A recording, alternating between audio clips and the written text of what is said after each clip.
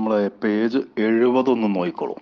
അവിടെ അതിൻ്റെ ആ ഇടത്തെ ഭാഗത്ത് എഴുതിയുള്ളതൊക്കെ ഒന്ന് വായിച്ച് നോക്കിയാൽ മതി. സംസ്കൃത സാഹിത്യം സംസ്കൃത സാഹിത്യശാസ്ത്രം അലങ്കാരശാസ്ത്രം ഇത്യുച്യത എന്നൊക്കെ ഉള്ളത്. കാവ്യ ശോഭാകരാൻ ധർമാൻ അലങ്കാരാൻ പ്രദക്ഷ എന്നൊക്കെ പറഞ്ഞാൽ കാവ്യത്തിന് ശോഭ ഉണ്ടാക്കുന്നതായുള്ള ധർമ്മങ്ങളെ അലങ്കാരങ്ങൾ എന്ന് പറയുന്നു.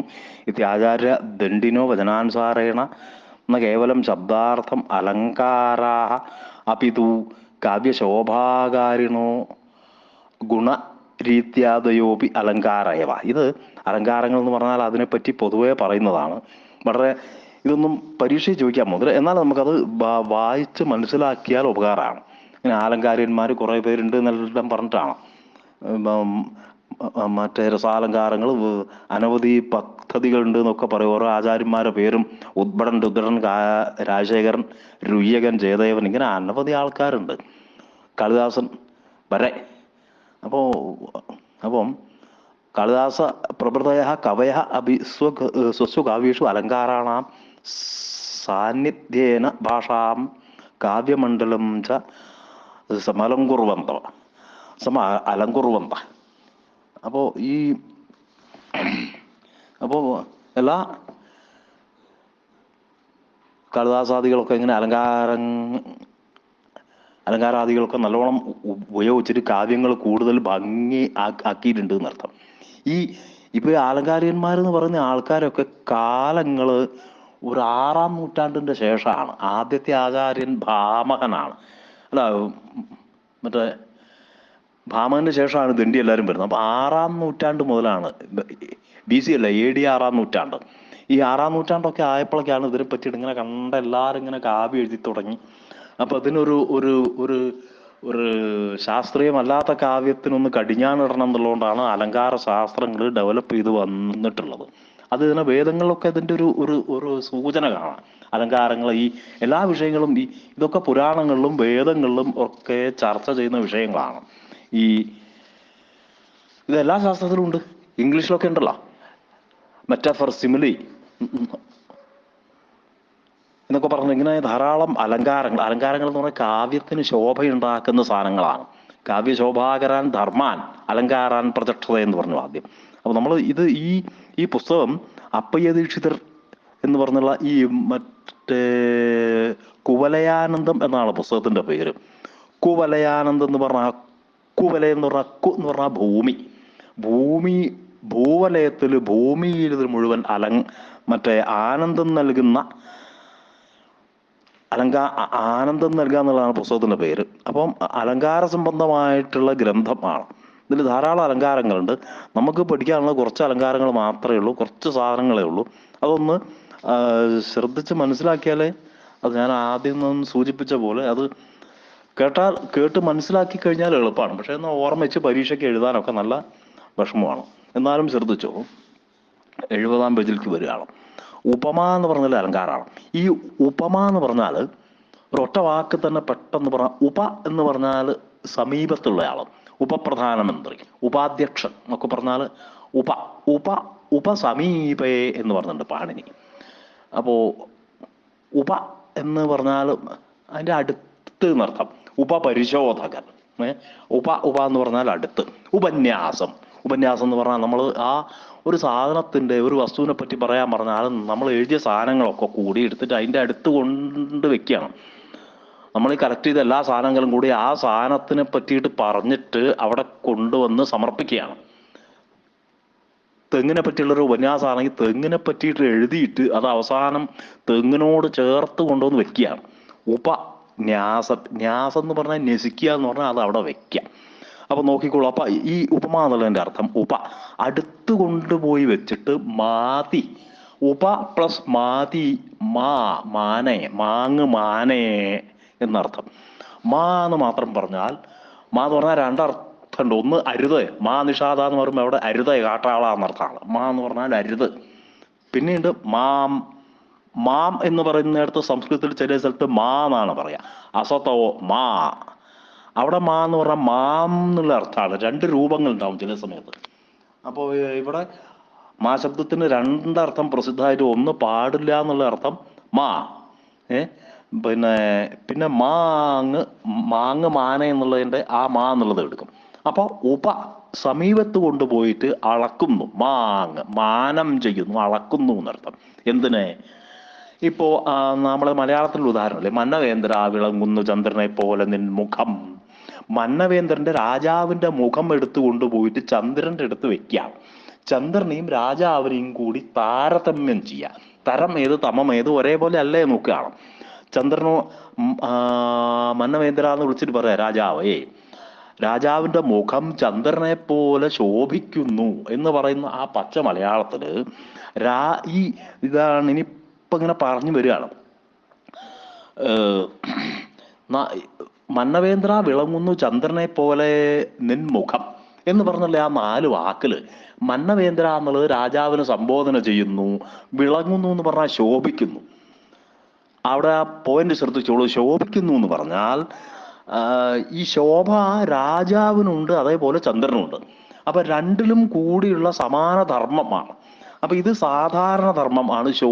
വിളങ്ങുന്നു എന്നുള്ള വാക്ക് സാധാരണ ധർമ്മം അല്ലെങ്കിൽ ധർമ്മം എന്നാണ് അതിന് പറയാ.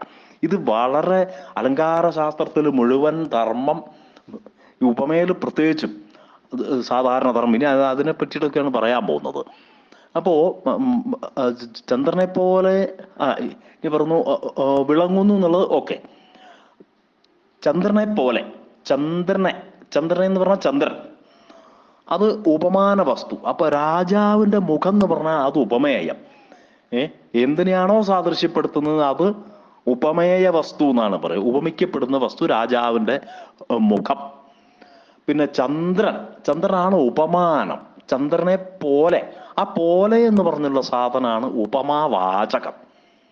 അപ്പോ ഈ സാധാരണ നിലയ്ക്ക് ഉപമ എന്ന് പറഞ്ഞിടത്ത് അതിന് 4 കാലുണ്ടാവും. നമ്മൾ പശുവിനൊക്കെ 4 കാലില്ലേ, അതേപോലെ ഉപമയ്ക്ക് 4 ഘടകങ്ങളാണ്. ഉപമേയം വേണം, ഉപമേയം എന്തായാലും വേണം, ഉപമാനം വേണം, ഉപമേയം. ഈ മേയവും മാനം കൂടെ മാറിക്കൊണ്ട് ഒരൊറ്റ കാര്യം ശ്രദ്ധിച്ചാൽ മതി. മാനം എന്ന് പറഞ്ഞാൽ ആകാശം എന്നൊരർത്ഥല്ലേ. ആകാശം എന്നുള്ളത് ഒരർത്ഥമുണ്ടല്ലോ. അപ്പോൾ ഭൂമിയേക്കാൾ കുറച്ച് മോളാണ് ആകാശം, നല്ലോണം മോളാണ്. അപ്പോ ഉയർന്ന ഗുണമുള്ളത് ഉപമാനം ആയിട്ട് കൂട്ടുക. ഇപ്പൊ രാജാവിന്റെ മുഖത്തിനേക്കാൾ എത്രയോ ഉയർന്ന ഗുണം ആണ് ചന്ദ്രനുള്ളത്, മനസ്സിലായോ? അപ്പോ ഉപമാനം എന്ന് പറഞ്ഞ ചന്ദ്രൻ. മാനം എന്ന് പറയുമ്പോൾ പെട്ടെന്ന് ആകാശം എന്ന് ആലോചിച്ചാൽ മതി. ആകാശം വളരെ വലുതാണ്. ഉപമേയ വസ്തുവിനെക്കാട്ടിലും കുറെ അധികം സൗന്ദര്യമുള്ള വസ്തുവാണ് ഉപമാന വസ്തു. ഉപമാനം എന്തിനോടാണോ ഉപമിക്കുന്നത് അതാണ് ഉപമാനം. എന്തിനെയാണ് ഉപമിക്കുന്നത് അത് ഉപമേയം. അപ്പൊ ഉപമേയം വേണം, ഉപമാനം വേണം, പിന്നെ ആ സാധാരണ ധർമ്മം വിളങ്ങുന്നു എന്നുള്ളത് സാധാരണ ധർമ്മം വേണം. പിന്നെ ആ ഇവ എന്നുള്ളത് പോലെ എന്നുള്ള അർത്ഥത്തില് ഉപമാവാചകം. അപ്പൊ അങ്ങനെ ഉപമേയം, ഉപമാനം, സാധാരണ ധർമ്മം, ഉപമാവാചകം, ഈ 4 ഘടകങ്ങൾ ചേർന്ന് കഴിഞ്ഞാൽ ഇത് പൂർണ്ണോപമ എന്ന് പറഞ്ഞ സാധനമാണ്. പൂർണ്ണമായിട്ടുള്ള ഉപമ.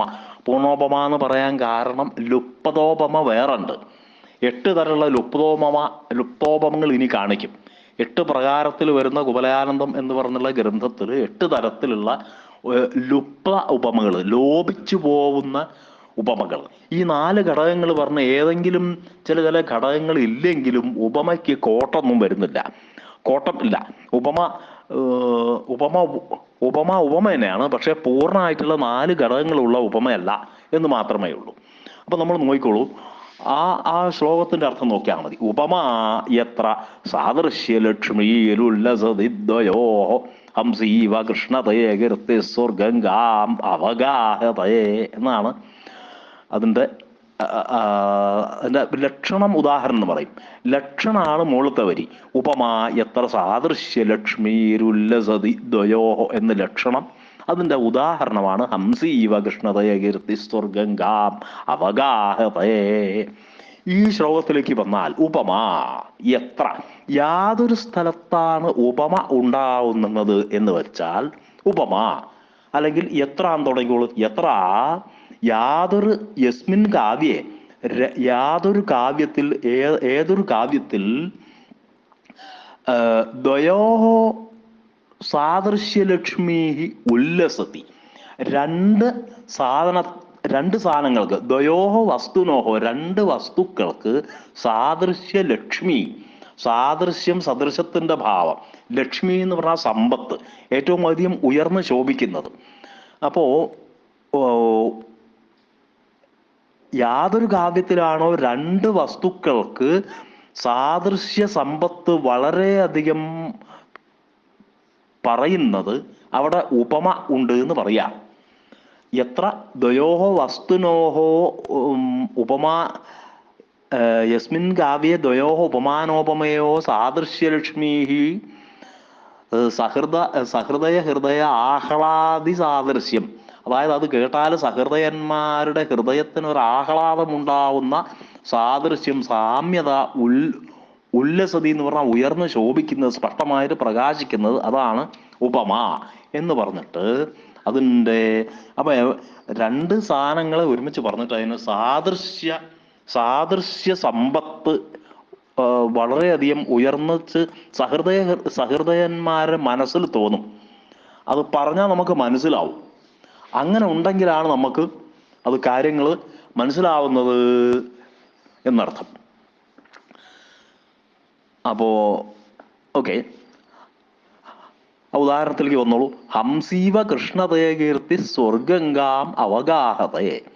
ഹംസീവ കൃഷ്ണതേ കീർത്തി സ്വർഗംഗാം അവഗാഹതേ.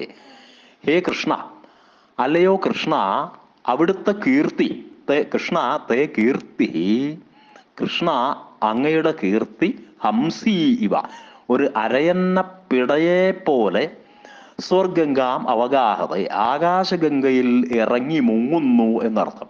ശ്രീകൃഷ്ണന്റെ കീർത്തി ആകാശത്തുള്ള സ്വർലോകം വരെ എത്തി എന്നർത്ഥം. സ്വർഗംഗയിൽ മുങ്ങി നിവരുന്നു, അല്ലെങ്കിൽ അവഗാഹത ഇറങ്ങി മുങ്ങുന്നു എന്നർത്ഥം. ശ്രീകൃഷ്ണന്റെ കീർത്തിയൊക്കെ സ്വർഗത്തിലൊക്കെ എത്തി, സ്വർഗംഗയിൽ ഇങ്ങനെ നെത്തിയനെ പോയിട്ട് കുളിക്കുകയാണ് ശ്രീകൃഷ്ണന്റെ കീർത്തി.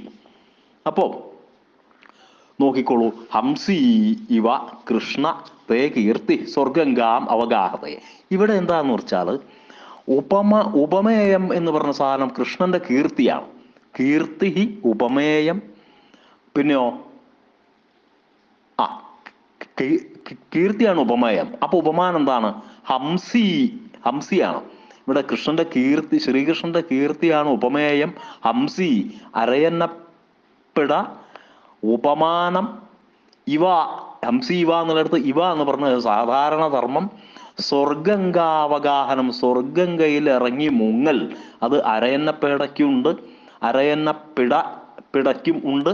ഈ അരയന്ന പിടയനെ പറയാൻ കാരണം അരയന്ന പുരുഷന്മാരെക്കാട്ടിലും അരയന്ന പെണ്ണുങ്ങളെയാണ് കാണാൻ അധികം ഭംഗി എന്നുള്ളതുകൊണ്ട് ഹംസി എന്ന് പറയാൻ കാരണം. അപ്പം കീർത്തി ഇവിടെ സ്ത്രീലിംഗാണ്. ഹംസീവ കൃഷ്ണതയെ കീർത്തി സ്വർഗംഗാം അവഗാഹതയെ. അപ്പോ സ്വർഗംഗാവഗാഹനം ചെയ്യുന്നു, സ്വർഗംഗയിൽ ഇറങ്ങി മുങ്ങുന്നു എന്നർത്ഥം.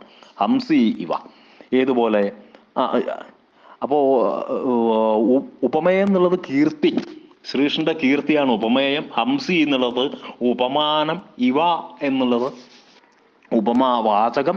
സ്വർഗംഗാവഗാഹനം ചെയ്യുന്നത്, സ്വർഗംഗയിൽ ഇറങ്ങി മുങ്ങുന്നത് സാധാരണ ധർമ്മം. ഇതേ ഇതിന് മനസ്സിലാക്കാനുള്ളൂ. ഈ നാല് സാധനങ്ങൾ ചേർന്നാൽ, അതായത് അത് പറയുമ്പോൾ അതിന്റെ അർത്ഥം ആലോചിക്കുമ്പോൾ അതിന്റെ ആ ഭംഗി മനസ്സിലാവുള്ളൂ. അതാണ് അലങ്കാരം എന്നർത്ഥം. ഹംസീവ കൃഷ്ണതയെ കീർത്തി സ്വർഗംഗാം അവഗാഹതയെന്ന് ഉദാഹരണം. ഈ ഒരു 2 വരി പഠിച്ചു വെച്ചാൽ ഉപമ എന്താണെന്ന് പൂർണ്ണമായിട്ട് പറയാൻ പറ്റും. മാർക്ക് എവിടെയും പോകില്ല. ഉപമായത്ര സാദൃശ്യ ലക്ഷ്മീർ ഉല്ലസതി ദ്വയോഹോ ഹംസീവ കൃഷ്ണതയെ കീർത്തി സ്വർഗംഗാം അവഗാഹതയെ. അന്വയപ്രകാരം പഠിച്ചിട്ടില്ലെങ്കിലും ഈ 2 വരി പഠിച്ചിട്ട് അവിടെ എഴുതി വെച്ചാലുണ്ടല്ലോ, വേറെ ഒന്നും അവർക്ക് മാർക്ക് തരാണ്ട് ഇരിക്കാൻ അവർ മാർക്കൊന്നും പോവില്ല. പിന്നെ വേറെ ഒരു ഉദാഹരണം കൂടെ പറയാണ്. ഇത് സാധാരണ പറയലൊന്നുമില്ല, ഒരു ഉദാഹരണം പറഞ്ഞാൽ തന്നെ വ്യക്തമാവാറുണ്ട്. ഗുണദോഷവും ബുധോ ഗൃഹൻ ഇന്ദുക്ഷ്വേടാവിവേശ്വര ശിരസാ ശ്ലാഘതയപൂർവം പരം കണ്ഠേ നിയച്ഛതീതർത്ഥം. ഗുണദോഷങ്ങളെ ബുദ്ധിമാനായിട്ടുള്ള ആളുകൾ സ്വീകരിച്ചിട്ട് ഏതുപോലെ ഇന്ദുക്ഷ്വേടാവിവേശ്വര, ഈശ്വര ഇന്ദുക്ഷേടൗ ഇവ, ഈശ്വരൻ ശിവൻ പരമേശ്വരൻ ഇന്ദുവിനെയും ചന്ദ്രനെയും ക്ഷേളത്തെയും വിഷത്തെയും, ക്ഷേട എന്ന് പറഞ്ഞാൽ വിഷം, ക്ഷേള എന്നും പറയാറുണ്ട്. അപ്പോ ചന്ദ്രനെയും വിഷത്തെയും ശിവൻ സ്വീകരിച്ചതുപോലെ ഗുണദോഷങ്ങള് ബുദ്ധിമാന്മാരായിട്ടുള്ള ആളുകള് സ്വീകരിച്ചിട്ട് വേണ്ട പോലെ ഗുണങ്ങളെ ശ്ലാഘിക്കുകയും ചെയ്യുക, ദോഷത്തിനെ ഒഴിവാക്കുകയും ചെയ്യുക. ശിരസാ പൂർവം ശിരസ് കൊണ്ട് ശ്ലാഘനം ചെയ്യുക, അസലായി എന്ന് പറയാ. ശിരസ് കൊണ്ട് ശ്ലാഘിക്കുക, അതിനെ അഭിനന്ദിക്കുക എന്നർത്ഥം. പൂർവം എന്ന് പറഞ്ഞാൽ ആദ്യത്തെ സാധനം. ഇന്ദു ചന്ദ്രനെ എടുത്തിട്ട് ശിവൻ തലയിൽ വെച്ചു. നല്ല ഗുണം ഉണ്ടായതുകൊണ്ട് ശിരസാ ശ്ലാഘതയെ, ശിരസ് കൊണ്ട് തൻ്റെ ശിരസിൽ അലങ്കാരമാക്കി മാറ്റി ചന്ദ്രനെ. പിന്നെയോ പരം മറ്റേ സാധനത്തിന് കണ്ഠേ നിയച്ഛതി, നീ കൊണ്ട് മുളയ്ക്ക് കയറി എൻ്റെ തലയിലൊന്നും കയറി ഇരിക്കണ്ട, കഴുത്തിൽ അവിടെ തടഞ്ഞ് അവിടെ വെച്ചു. അതുകൊണ്ടാണ് നീലകണ്ഠൻ എന്ന് ശിവന് പരം മറ്റതിനെ കണ്ഠേ നിയച്ഛതി, കഴുത്തിൽ നിയന്ത്രിച്ച് അവിടെ വെക്കുന്നു എന്നർത്ഥം. ഇവിടെ അപ്പം എന്താണ്, ബുദ്ധിമാൻ ഗുണദോഷങ്ങൾ, ചന്ദ്രൻ വിഷം എന്നിവകളെ, ബുദ്ധിമാൻ ഗുണദോഷങ്ങളായിട്ടുള്ള സാധനങ്ങളെ ചന്ദ്രനെയും വിഷത്തിനെയും ഈ ഈശ്വരൻ എന്ന പോലെ ധരിക്കുന്നു. ആദ്യം ചന്ദ്രനെ ശിരസിലേറ്റുന്നു, മറ്റേതിനെ വിഷത്തിനെ കഴുത്തിൽ തടയുന്നു എന്നർത്ഥം. ഇവിടെ ബുധൻ ആണ് ഉപമേയം. ആര്? ബുധൻ എന്ന് പറഞ്ഞാൽ ബുദ്ധിമാനായിട്ടുള്ള ആളാണ് ഉപമേയം. ബുധ ഉപമേയം, ഈശ്വരൻ ഉപമാനം. ഗോപനവും ശ്ലാഘ്യശ്ലാഘനവും ഗോപ്യഗോപനം. ഗോപ്യമായിട്ട് നടത്തേണ്ടതിനെ ഗോപനം ചെയ്യുക, തടയേണ്ടതിനെ തടയാന്നർത്ഥം. ഒളിച്ചു വെക്കേണ്ടതിനെ ഒളിച്ചു വെക്കുക. ശ്ലാഘ്യശ്ലാഘനം ചെയ്യുക, ശ്ലാഘിക്കേണ്ടതിന് ശ്ലാഘിക്കുക. ഗംഭീരായ അസലായി എന്ന് പറഞ്ഞിട്ട് ചന്ദ്രൻ, ഞാൻ അതേപോലത്തെ ഒരു സാധനം നോക്കി നടക്കുകയായിരുന്നു, വരുമെന്നും പറഞ്ഞു ചന്ദ്രനെ എടുത്തിട്ട് ശിരസിലങ്ങ് വെച്ചു. ശ്ലാഘിക്കേണ്ടതിനെ ശ്ലാഘിച്ചു, പിന്നെ ഗോപനം ചെയ്യേണ്ടതിനെ തടയേണ്ടതിനെ തടഞ്ഞു.